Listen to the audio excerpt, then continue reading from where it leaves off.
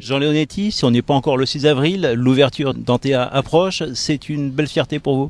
Écoutez, c'est l'aboutissement d'un projet qui a été porté par la communauté d'agglomération et l'ensemble des maires sur l'idée simple, c'est que la marque de fabrique de notre Côte d'Azur, ça doit être la culture. Et donc on a développé dans un premier temps un réseau de lecture publique. On avait une ville comme Antibes qui est marquée par son festival du jazz, son musée Picasso. Il fallait un grand théâtre, c'est-à-dire une scène sur laquelle tout type de spectacle vivant pouvait se produire. Théâtre numérique, théâtre pour la jeunesse, humoriste et même opéra. Et donc c'est aujourd'hui chose faite dans une architecture qui est de très grande qualité, avec une grande salle de 1200 places, une plus petite salle de 200 places et une programmation qui a été faite par Daniel Benoît, directeur du théâtre de Nice, et qui a accepté d'être celui qui va commencer à porter ce projet avec une programmation artistique de très grande qualité. On commence par la Traviata, on termine par Don Giovanni, et puis entre-temps, de Pierre Richard à d'autres artistes de renom, en passant par la Comédie Française avec du Marivaux, avec Lynn Renaud, vont venir animer ce grand théâtre.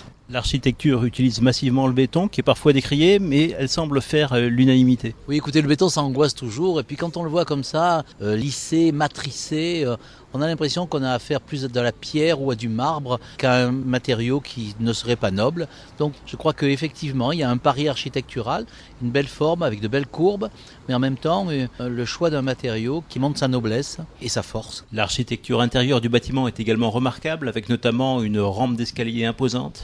Il ne faut plus dire que c'est une rampe qui ressemble à Guggenheim, parce que sinon on va finir par dire que c'est la rampe Guggenheim.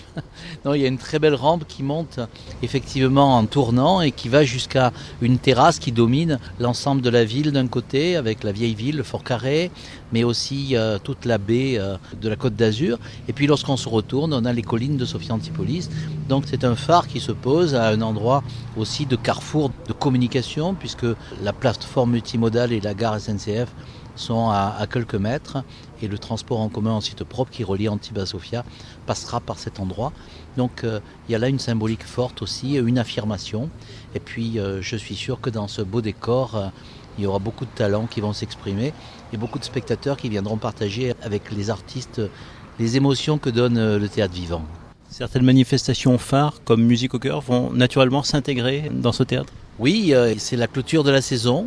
Ève Ruggieri nous fait l'amitié de venir cette fois dans une vraie salle de théâtre. Elle qui a essuyé, si j'ose dire, les plâtres du chantier naval, et puis ensuite de la Villa Hélène Rock, avec tout ce qu'on comporte, un spectacle en plein air, même en été, de difficultés et d'inquiétude.